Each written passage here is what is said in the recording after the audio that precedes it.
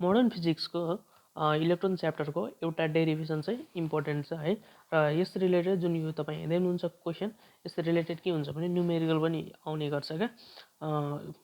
के हुन्छ भने यस रिलेटेड फिगर कोरेर चाहिँ न्युमेरिकल सल्भ गर्नुपर्ने हुन्छ है सो थोरै यो डेरिभेसनलाई बुझौँ होइन अनि चाहिँ न्युमेरिकल गर्नलाई चाहिँ सजिलो हुन्छ सो हेरौँ के छ भने question so that the motion of a charge particle inside the electric field is प्याराबोलिक है अब चाहिँ के यसले के भन्न खोजेको त अब चाहिँ हामीले के गर्नु पर्ने हुन्छ यसमा चाहिँ इलेक्ट्रिक फिल्ड है त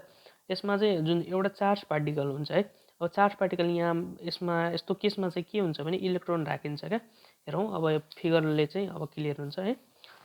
यो भनेको के छ क्वेसन यहाँ पढौँ let us consider two parallel conducting plate having potential difference B है यो टु प्यारलल कन्डक्टिङ प्लेट है यो भनेको प्लेट यो भनेको पनि प्लेट है त यो यसरी चाहिँ नै र यसरी चाहिँ राखिएको छ यो चाहिँ होरिजेन्टली दुईटैलाई राखिएको छ त्यसैले चाहिँ प्यारलली छ नि त प्यारलली भनेको के हो त यो जस्तै अब यहाँ हेरौँ त यो र यो दर्शो छ यो भनेको के हो त प्यारलल हो नि त है त्यसैले चाहिँ यहाँ के भन्नु भनेको त let us consider two parallel conducting plate है यो भनेको यसको योसँग पोजिटिभ चार्ज छ योसँग चाहिँ नेगेटिभ चार्ज छ है र के छ भने ह्याभिङ पोटेन्सियल डिफरेन्ट बी यसलाई चाहिँ कुनै पावर सप्लाई अथवा ब्याट्रीसँग कनेक्ट गरिएको छ जुन चाहिँ यो भनेको प्लस यो भनेको चाहिँ माइनस है the electron beam enters the electric field having negatively charge यो अलिक यहाँ चाहिँ फिल्ड हुन्छ के छ भने यहाँ इलेक्ट्रोन भनेको के हुन्छ त हाम्रो इलेक्ट्रोन भनेको त नेगेटिभ चार्जले हो होइन त नेगेटिभ चार्ज पार्टिकल त्यसैले चाहिँ के हुन्छ भने जब चाहिँ यो नेगेटिभ चार्ज भएको पार्टिकल चाहिँ इलेक्ट्रिक फिल्डभित्र छिर्छ है जुन दुईवटा प्लेट बिचको जुन हुन्छ होइन त्यसभित्र छिरेपछि के हुन्छ भने हेरौँ यहाँ छ है यो पनि हेरौँ पहिला the length of the plate is D है यो जुन प्लेट छ यसको डिस्टेन्स भनेको चाहिँ डी हुन्छ है यो यहाँदेखि यहाँसम्मको डिस्टेन्स चाहिँ डी छ अर्को के छ अझै अनि त्यसपछि यो जुन दुईवटा प्लेटको सेपरेसन डिस्टेन्स भन्नाले यो दुई प्लेटको दूरी कति त है यो प्लेट दुईको दूरी भन्नाले चाहिँ डीले रिप्रेजेन्ट गरिएको छ as the electron enters the electric field भन्नाले यो भनेको हाम्रो के त इलेक्ट्रिक फिल्ड कसरी त यहाँ प्लस छ र यो माइनस छ नि र सर्टेन पावर सप्लाई पनि गरिएको छ त्यसैले यहाँ चाहिँ के हुन्छ भने इलेक्ट्रिक फिल्ड क्लियर हुन्छ र के हुन्छ as the electron enters the electric field it moves in the two direction that is horizontal direction and the vertical direction यो जति बेला चाहिँ यो इलेक्ट्रोन छिरिसकेपछि है भनेको एउटा चाहिँ कता जान्छ अरे होरिजेन्टल डिरेक्सनमा एउटा चाहिँ होरिजेन्टल डिरेक्सनमा जानुपर्ने हो एउटा चाहिँ के त भर्टिकल डिरेक्सनमा जान्छ है अनि त्यसपछि के हुन्छ भने due to negative charge particle due to negatively charge electron भनेको के हो त हाम्रो इलेक्ट्रोन भनेको नेगेटिभ चार्ज अब नेगेटिभ चार्ज भएको हुनाले चाहिँ अब के भन्छ अपोजिट चार्जले त खिच्छ होइन अपोजिट चार्जले चाहिँ के गर्छ खिच्ने काम गर्छ क्या यो चाहिँ नेगेटिभ चार्ज छ यो भनेको पोजिटिभ चार्ज भएको हुनाले यो प्लेट चाहिँ पोजिटिभ चार्ज भएको हुनाले चाहिँ यो नेगेटिभ चार्ज पार्टिकललाई चाहिँ आफूतिर खिच्छ क्या है अनि के हुन्छ भने अब खिचिसकेपछि एट्र्याक्ट गरिसकेपछि के हुन्छ भने प्याराबोलिक पाथ चाहिँ के हुन्छ फर्म हुन्छ है के हुन्छ भने यसरी जुन इलेक्ट्रोन हुन्छ नेगेटिभली चार्ज यो दुईवटा प्लेट हुन्छ है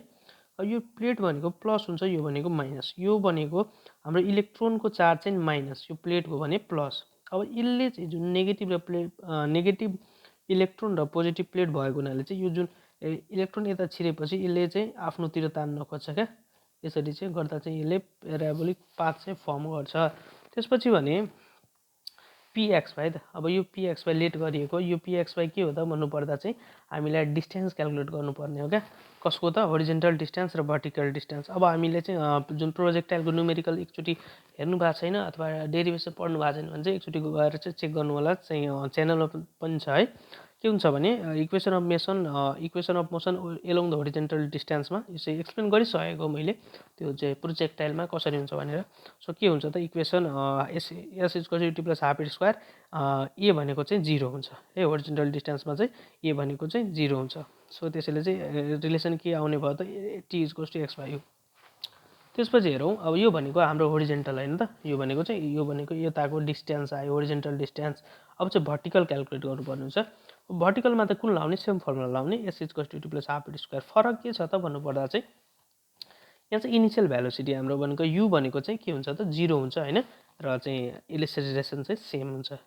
त्यसैले चाहिँ यसरी चाहिँ गर्दा चाहिँ यति सल्भ आउँदो रहेछ होइन अब चाहिँ के हुन्छ भने electric field intensive between two plate प्लेटको इलेक्ट्रिक फिल्ड इन्टेन्सिटी, दुईटा प्लेटको इलेक्ट्रिक फिल्ड इन्टेन्सिटी कति छ त भन्नुपर्दा चाहिँ त्यसलाई चाहिँ यो सर्टेन एउटा फर्मुला जुन छ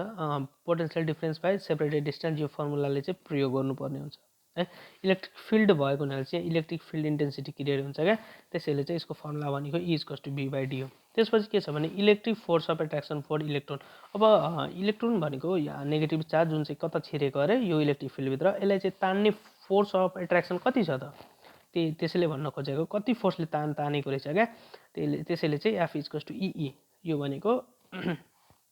के हो भनेर अहिले थाहा पाइहालिन्छ। F equals to EE, F भनेको चाहिँ के हो त हाम्रो, F भनेको force equals to MA, E भनेको चाहिँ